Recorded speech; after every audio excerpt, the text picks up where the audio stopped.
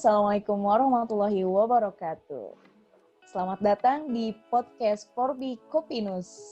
Pada kali ini, sahabat Forbis akan ada di segmen Kita Bicara. Baik, perkenalkan, nama saya Dini Maulida. Di sini saya akan memandu sobat Forbis semua pada Kita Bicara ini.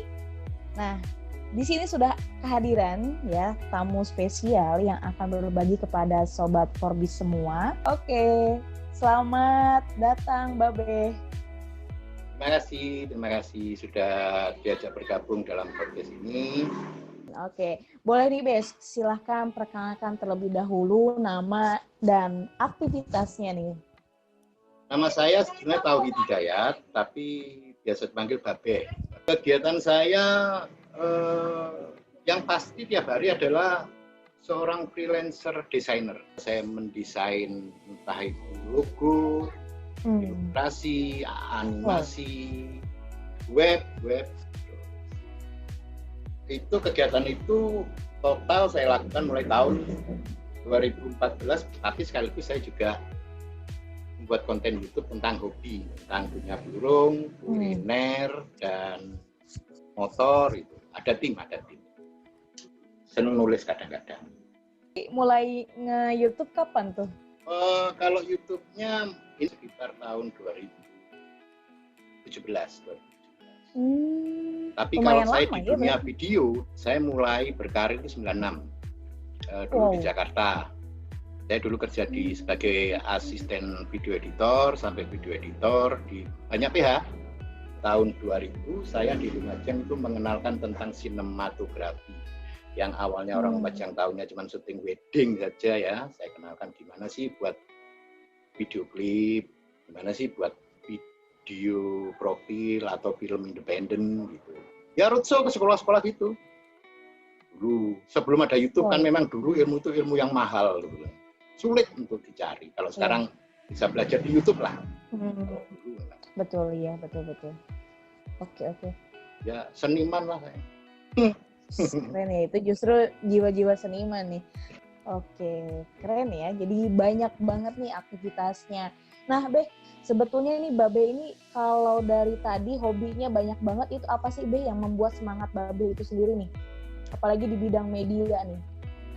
Saya seorang pemimpi dari dulu, dari SD itu seorang dreamer. Tapi keadaan ya bukan orang yang berkecukupan. Awalnya dulu ya melukis, menulis, cerpen.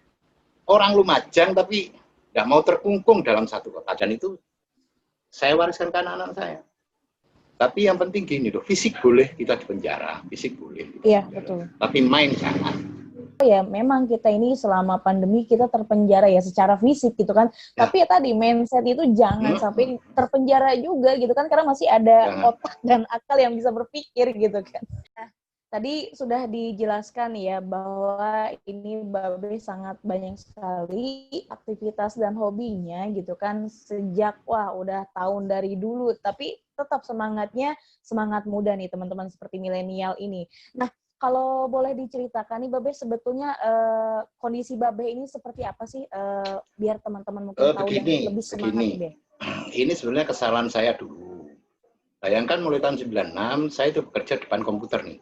Bahkan kalau ditarik mundur lagi saya pernah kerja di notaris dulu duduk terus. Terus enggak pernah gerak, bahkan untuk keluar sedikit saya mengeluarkan motor gitu. Terus itu mulai terasa baru 14 kaki itu kok terasa berat. Saya paling takut ke dokter. Pertama takut suntik, paling takut sama jarum. Tapi ya itu terus sekitar tahun 2017 makin berat jalan. Bahkan saya kuat jalan mungkin 20 meter sudah pegangan. Makanya saya waktu diminta ke Polda Riau dikawal. Minimal supaya tidak jatuh. Pada awal saya merasa bahwa saya sudah tidak bisa jalan. Saya cuma mikir gini, apa salah saya? Marah saya awalnya, marah. Kemarahan saya itu seperti yang digambarkan di bukunya The Count of Monte Cristo, waktu pertama si Edmond Dantes masuk penjara itu. Dia bertanya, orang masuk penjara atau orang baru pertama kali sakit, dia pasti berteriaknya gini, kenapa ini menimpa saya? Itu pasti pertama. Kenapa saya begini? Yang kedua, salah saya apa? Yang ketiga, maka dia akan minta tolong kepada siapa yang bisa membantu. Saya awalnya grogi nih, apa nih? Sampai suatu saat tinggal Tuhan nih. Tuhan, tolong saya sudah ini. Itu sekitar 2, 3, 4 bulan lah saya mengalami goncang. Tuhan, di mana nih? Kok saya dibeginikan? Dan ini yang penting. Ketika kita bertanya di mana Tuhan dan di mana pertolongan Tuhan, Tuhan tidak datang. Catat. Kita dibiarkan sendiri dulu. Sehingga ada gangguan. Iya, temenan tak? Tuhan itu Maha Penolong. Benarkah? Adakah dia? Jadi kita itu akhirnya pada fase kelima. Nanti fase kelima itu ruang penjara atau kesakitan itu menjadi sahabat buat kita. Kita intinya itu nerimo akhirnya. Bukan putus asa loh ya. Kita bagaimana menyikapi itu? Ya wis lah. Bagaimana kita menerima keadaan ini, kita lihat yang positif. Tapi enggak gampang juga, Mbak. Sampai suatu saat istri saya ngomong gini, Masnya harusnya bersyukur. Mas meskipun ngesot, Mas masih seorang suami, masih seorang bapak yang bertanggung jawab, masih berkarya. Tapi saya enggak mau gini, dok. Saya enggak mau gini, dok. Bayangkan seperti disposable. Enggak berguna lah kayaknya, enggak berguna kayak gitu. Sehingga waktu itu saya sempat marah sama istri saya. Udahlah, Dik, sama enggak tahu di mana penderitaan saya. Istri saya nangis. Dari situ saya bangkit sedikit.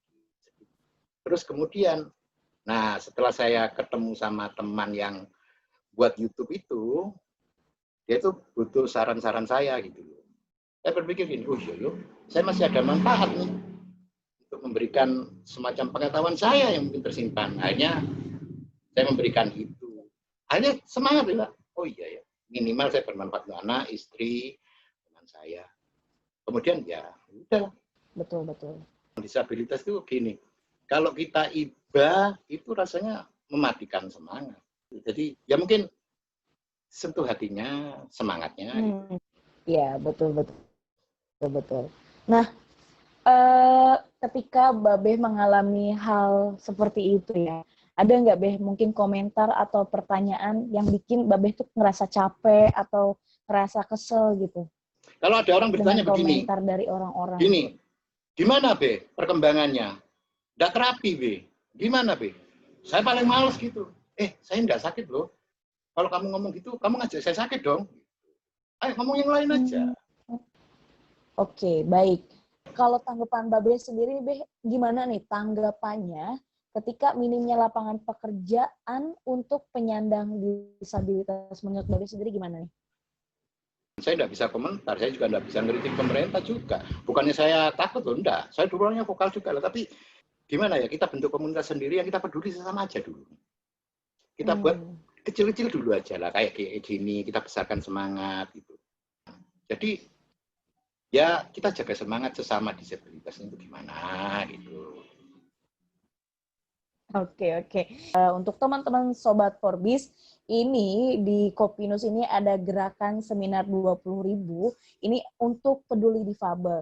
Jadi pastinya kalau pendidikan itu salah satunya faktor penentu bagi pengetahuan dan keterampilan seseorang, termasuk bagi mereka penyandang disabilitas. Namun, sayang tidak setiap orang dapat mengenyam pendidikan yang layak. Salah satu penghambatnya adalah biaya pendidikan yang terlalu tinggi. Ayo jadi bagian dari Indonesia Inklusi dengan bantu meringankan biaya pendidikan bagi teman difabel.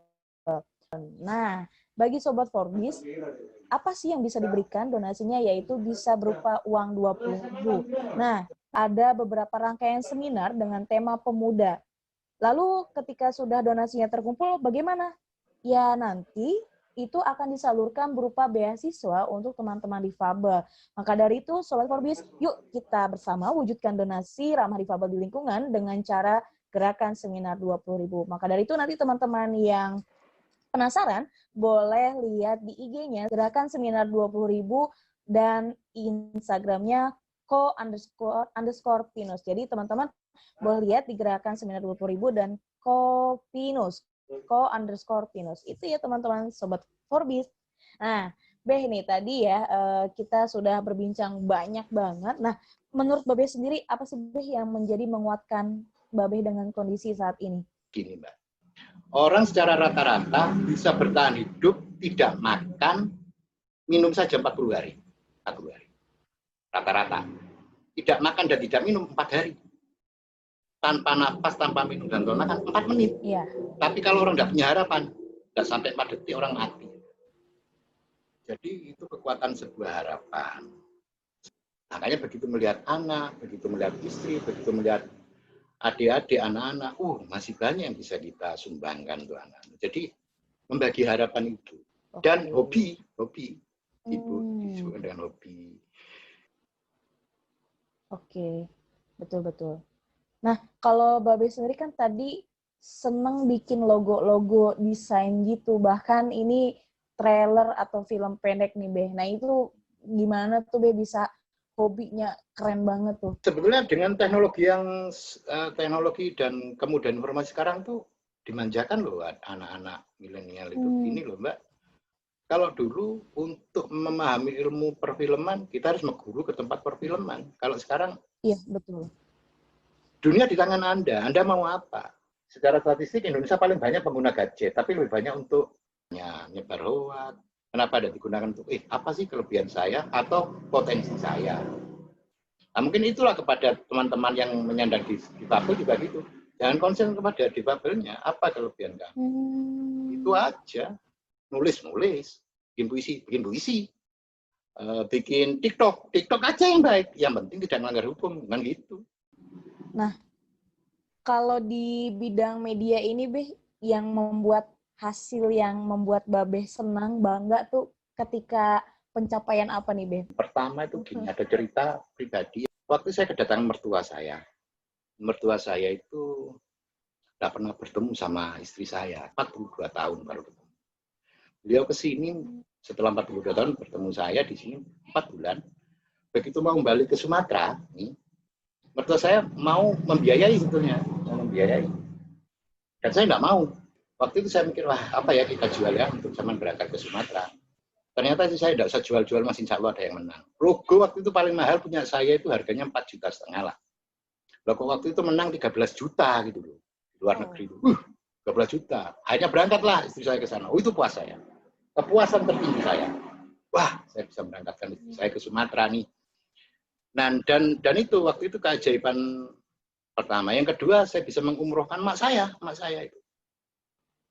Wah, keren banget ya. Jadi itu ya pasti setiap orang itu ada pencapaian yang membuat bangga gitu ya. Walaupun tadi dengan kondisi apapun, sebetulnya tadi Babe bilang tadi mindset sih. Pikiran kita itu jangan terbatas dengan kekurangan dalam arti ketika dicabut ya, maksudnya nikmatnya gitu kan. Ya kita masih banyak proses-proses yang lain yang bisa digali gitu ya, Be ya. Kadang kita tuh fokusnya satu ketika dicabut itu, betul nggak sih, Be? Kadang gitu yang ngerasa. Wajar, Mbak, tapi wajar. Normal lah. Tapi saya gini loh, buat apa kita ngeluh terus? Sama buat ngeluh kita langsung sembuh, enggak apa-apa. Saya ngeluh. Iya, betul. Itu saya sampai gini. Itulah mungkin intisarinya Islam. Islam itu berserah diri. Bukan berserah diri itu pasrah. Enggak. Betul. Kita menerima keadaan, tapi tetap progres maju. Betul. Ketika Babe mungkin di hidup ini, pernah nggak sih Babe merasa menyesal dan keputusan terbesar apa nih dalam kehidupan Babe? Mungkin ada tidak? Penyesalan saya enggak pacaran sama istri saya dari dulu. Aduh, ya Allah ya Rob. Harusnya pacaran dari SMP. Kurang puas saya membahagiakan dia. Enggak. Aduh, ya sedih banget ya. Betapa masih kurang saya membahagiakan dia dalam itu. Ada pepatah Jawa bilang gini. Orang bisa kehilangan harta, bisa kehilangan pangkat, bisa kehilangan kemasyhuran. Yang paling berat itu sebenarnya kehilangan cinta ya. Berat. Nah, Be, pelajaran hidup nih, Be, yang Babe ingat hingga hari ini, apa nih, Be? Banyak, Mbak ya, tapi saya simpulkan gini. Ini tentang bahwa sebuah cita-cita atau harapan di saat keadaan kita apapun ya. Saya cuma punya prinsip gini. Saya kembali lagi orang Jawa. Orang Jawa itu punya prinsip ini. Sopo sing temen bakal tinemu. Kalau bahasa Arabnya manjada wajada. Siapa yang bersungguh-sungguh akan menuai hasil. Betul. Nah, Be, ini pertanyaan terakhir ya, sekaligus nanti Babe boleh closing statement nih. Ada hal baru nggak nih, Be, yang ingin Babe coba? Banyak sih, itu tadi saya ingin nulis. Oke. yang nulis tapi yang berbasis sejarah gitu loh. Saya sukanya sejarah. Gitu. Oke, boleh nih Beh sekalian penyemangat untuk sobat Forbis semua nih yang ada dimanapun. Silakan Beh. Begini, buat saudara-saudaraku semua, adik-adik atau siapapun teman-teman, tetap semangat cari mutiara diri kita. Karena mutiara itu biarpun tersembunyi di gua yang paling gelap, di tanah yang paling dalam, tetap akan digali. Makanya perlu yang namanya kontemplasi. Apa sih kelebihan? Apa sih potensinya? Dan cari sahabat. Jadi ini ya yang sudah disampaikan Babeh nih luar biasa. Semoga Babeh di segmen pertama kali ini perdana nih di segmen Yopin kita bicara. Pastinya kita doakan Babeh ini selalu sehat dan terus berkarya. Dan teman-teman milenial pun tidak kalah semangat dengan iyalah. yang sudah disampaikan tadi. Masih muda kok, iya. Itu ya. Oke, terima kasih Sobat Forbis telah menyimak di podcast kali ini. Dan terima kasih kepada Babeh sekali lagi. Selamat berkarya dan selamat melanjutkan aktivitasnya. Terima kasih. Saya Nini Maulida. Saya tutup. Assalamualaikum warahmatullahi wabarakatuh. Waalaikumsalam warahmatullahi wabarakatuh.